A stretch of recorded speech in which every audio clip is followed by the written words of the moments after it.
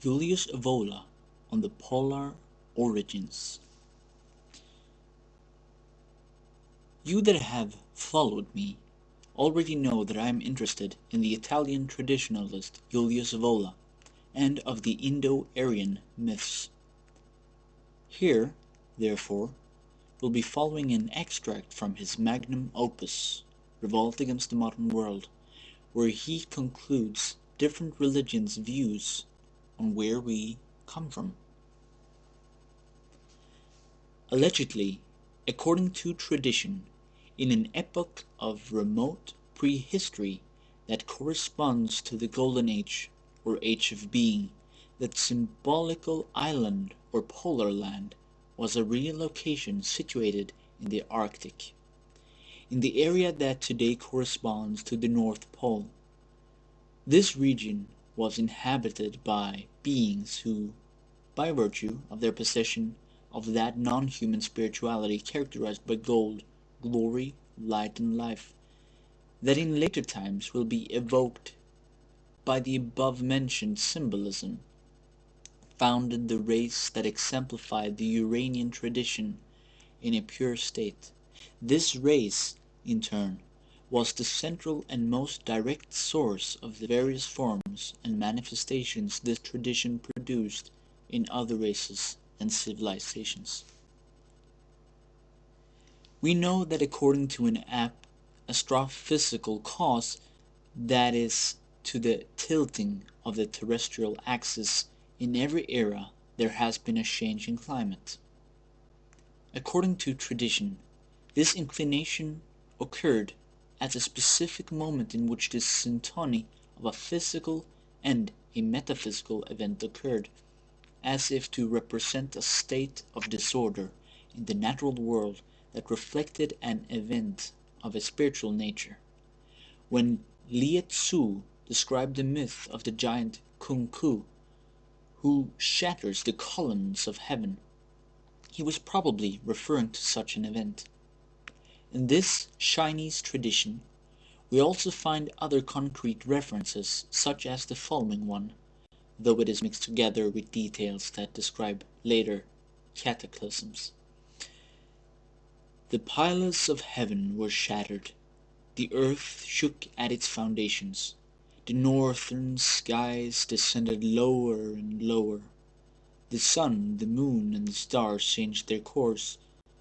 Their course appeared changed as a result of the tilting of the terrestrial axis.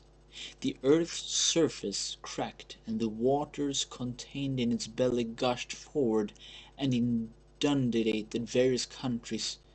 Man was in a state of rebellion against heaven, and the universe fell victim to chaos.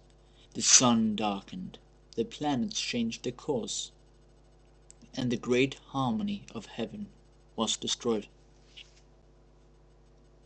In any event, the freezing and the long night descended at a specific time on the polar region.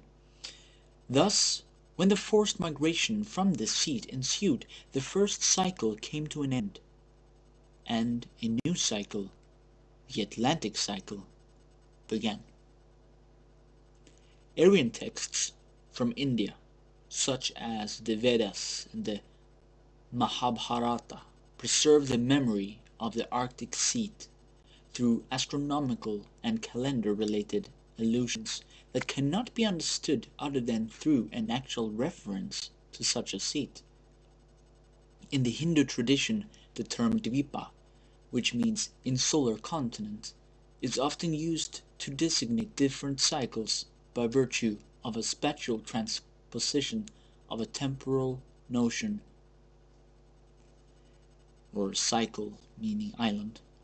Now, in the doctrine of the Dvipa, we find meaningful recollections of the Arctic seat, even though they are mixed with other things. The above-mentioned Sveta Dvipa, island of splendor, was situated in the far north. The Uttara Kuru are often mentioned as an original northern race that originated from Jambudvipa, the polar, insular continent that is the first of the various Dvipa and at the same time the center of them all. Its memory is mixed with the memory of Sakadvipa, located in the White Sea or Milky Sea, namely the Arctic Sea. Among the Aryans from Iran we find more precise memories. The original seat, Ariana Vaego, created by the god of light and in which the glory dwells and where the king Yima allegedly met Ahura Mazda, was a land situated in the far north. The tradition of the Saint Avesta relates that Yima was warned in advance of the approaching of fatal winters, and that the serpent of winter, the pet of the god of darkness, Angramanyu, came upon Ariana Vaga. Then there were 10 months of winter and 2 of summer, and it was cold in the waters, on the earth, and frost covered the vegetation. 10 months of winter and 2 months of summer, this is the climate of the Arctic regions. The Nordic Scandinavian tradition, notwithstanding its fragmentary nature, offers various testimonies that are often mixed together in a confused way. It is possible, however, to find analogous statements. The Asgard, the primordial golden seat Puf the Aesir, was located by those traditions in the Midgard, which was the land of the middle.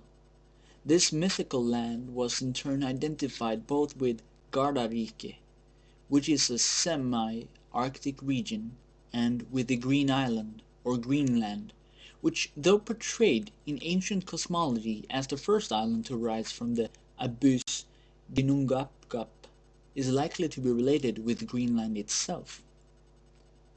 Greenland, as the name itself suggests, seemed to have had a rich vegetation and to have been unaffected by the Ice Age up to the time of the Goths. In the Middle Ages we still find the idea that the northern regions were the original birthplace of all races and people. Julius Evola, Revolt Against the Modern World, page 188 to 191.